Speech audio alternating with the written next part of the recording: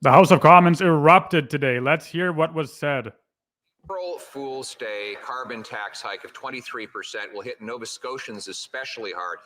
The Prime Minister's tax will cost $1,500 for the average Nova Scotia family, far more than they get back in rebates. That's why Nova Scotia's Assembly passed a unanimous motion with all three parties supporting it, calling for federal MPs from that province to vote with Conservatives to spike the hike. One of those MPs is from Kings Hants, the chair of the Agriculture Committee, which has been studying the carbon tax pain for farmers.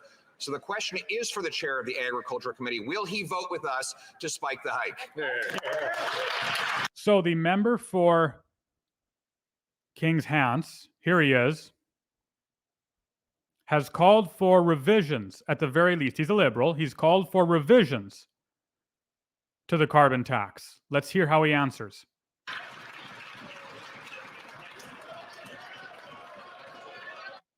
So, of course, Poilievre's question leads to a debacle. You can see at the front, Fergus is receiving parliamentary procedure about who can ask questions. It's all theater. It's such theater.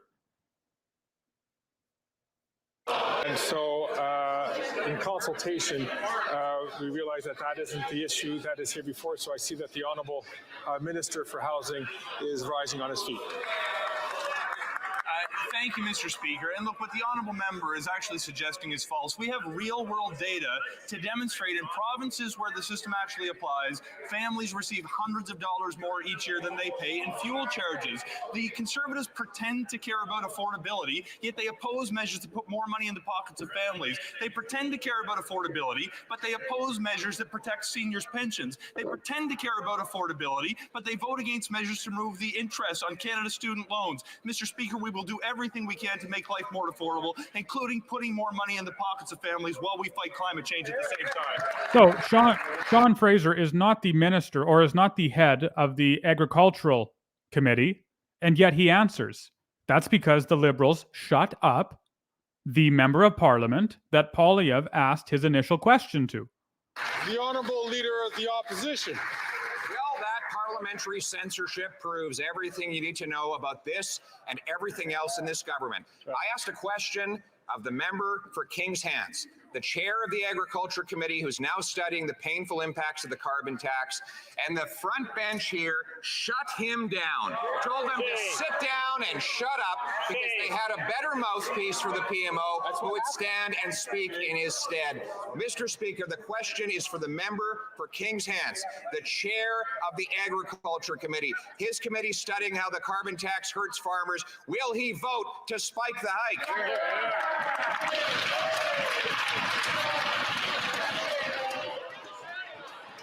The Honourable Minister for Housing, Infrastructure and Communities. Speaker, if the honourable member has qualms about the member for Kings Hants, I can reassure him he is a champion for his community. He launched a petition recently to stand up to the Conservative government in Nova Scotia for changes to the agricultural sector in his community. The Liberals don't obviously think so, because if they did, they'd allow him to speak. But they don't, instead preferring to use one of Trudeau's more trained mouthpieces, educated in law, Sean Fraser. He's dangerous. Fraser is dangerous. He speaks better than Trudeau. He's smarter than Trudeau, and he's more polished than Trudeau. Fraser has an ability to manipulate large words to make himself seem like he knows what he's talking about and confuse the opposition. Every time the Conservatives ask a question about the environment, it's to find out ways that they can do less. The member for Renfrew, Nipissing, Pembroke has suggested flooding in the Ottawa River was a result of regulations that were not in place. The member from Caribou, Prince George, has suggested climate change is not a result of industrial pollution, but of more body heat from a growing population. The member from Red Deer Lacombe visited school kids to say carbon dioxide was plant food. Mr. Speaker, this... Carbon dioxide is plant food. That's element science.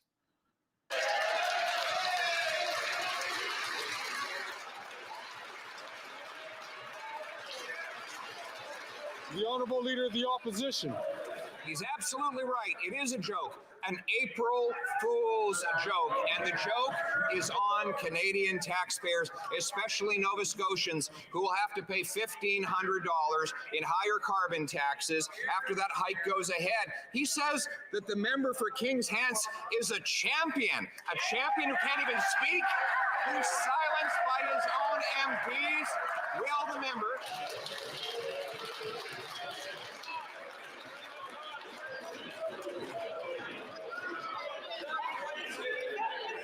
Order. The Honourable Leader of the Opposition has 10 seconds left on the clock. Will the censored champion break his silence and tell us, will he vote for his constituents to spike the hike, or will he rip them off on April Fool's? How embarrassing for the Liberal member. Imagine being elected to your riding, to your district, and then to simply go to government and sit in your chair like a good boy and let the adults do the talking. Shameful. Sad. Embarrassing. The Honourable Minister for Housing, Infrastructure and Communities. Speaker, the Conservatives want to peddle false information to trick Canadians into voting for them. The reality, proven not by projections, but by real world data, is that people who live in my province receive more money every year from the rebates that they receive than the fuel charge that they pay. Everything the Conservatives do.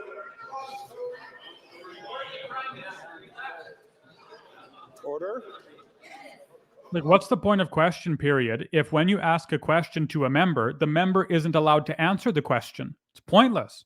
The Honourable Minister has 15 seconds left on the clock. Mr. Speaker, at every instance the Conservatives have an opportunity to speak in House, they do one of two things: advocate to do less on the environment or to take money from families in my community. I will support neither. We will do whatever we can to put more money in the pockets of families and do the right thing for future generations. Right. They'll do everything they can except, cut taxes, stop inflation, stop their ridiculous immigration policy, contributing to the severe housing crisis. Yeah, they'll do everything in their power. Right. I'm sure. Right. They're really proving it.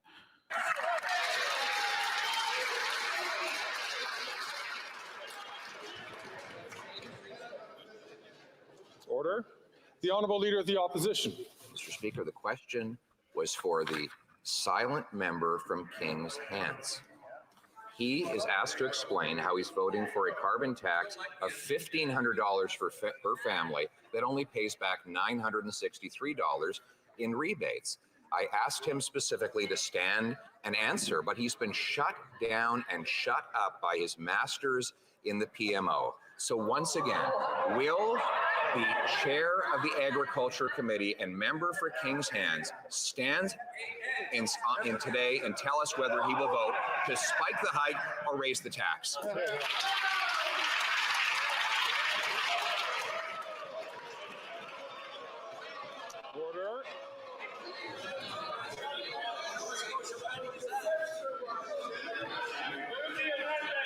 I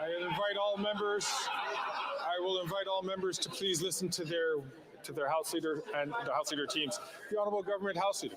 Thank you, Mr. Speaker. And the Leader of the Opposition knows full well That's not the member for King's Hants either. Strange. rules of this place and knows full well that members on this side are proud and pleased to defend the initiatives and the affordability measures. I'm going to ask the honourable member from Sherwood Park, Fort Saskatchewan, to wait his turn to ask a question before taking the floor.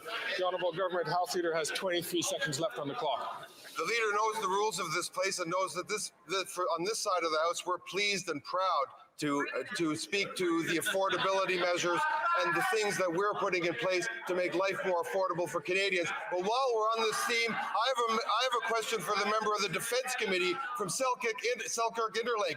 Why did he sell out the people of Ukraine in voting against the free trade arrangement? A weak attempt to deflect, absolutely. Order.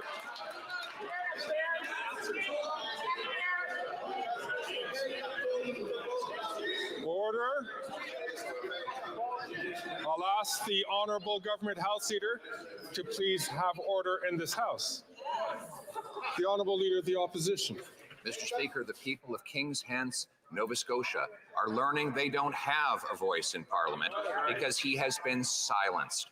The Prime Minister is terrified that he might stand up and get off script. He knows that the unanimous will of the Nova Scotia legislature, Liberals, Conservatives, and New Democrats, was passed in a motion calling for all of that province's MPs to vote against the hike. So will the member for Kings Hants, who's the chair of the Agriculture Committee, stand up for farmers in his riding and vote with us to spike the hike? Yes or no?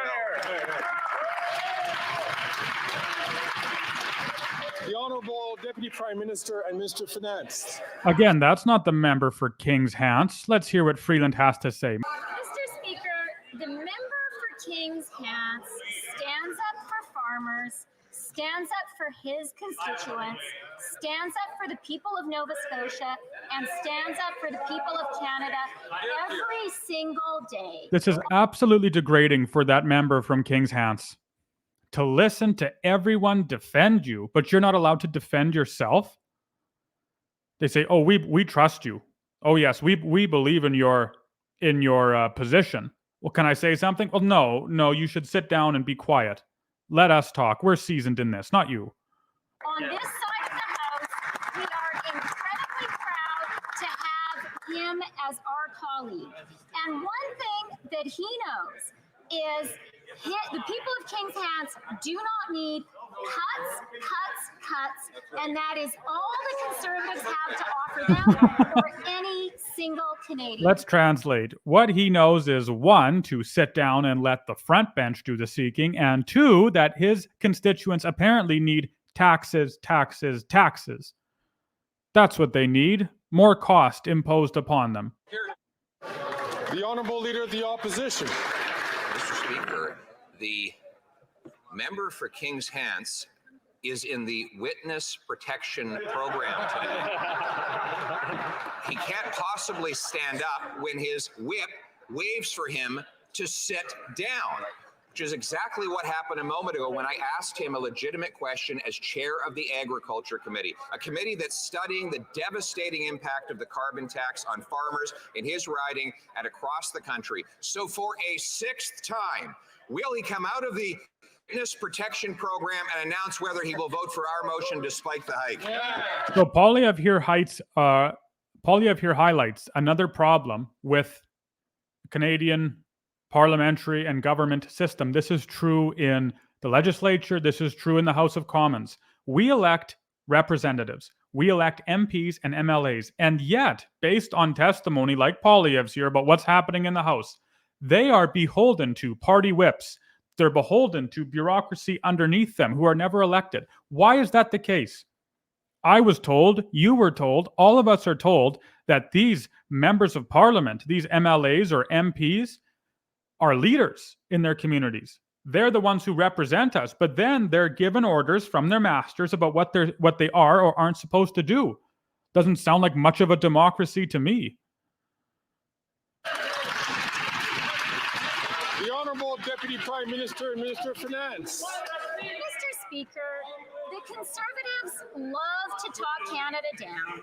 They traffic in fear and falsehood. But on this side of the House, we believe in Canada and we believe in Canadians. And that's why I am so glad to share some good news with the members of this House. And that is the inflation number for February, which came out this morning, 2.8% below expectations within the Bank of Canada's target range. That is the second month in a row. In January, it was 2.9. Within the target, our plan is working, Mr. Speaker. It's so bad. The corruption is unfathomable. Freeland, we believe in Canadians. No, you don't, because a very specific sect of Canadians voted for that specific member who is the chair of the Agricultural Committee, and yet you won't allow him to speak, even though he's supposedly an elected representative for his constituents.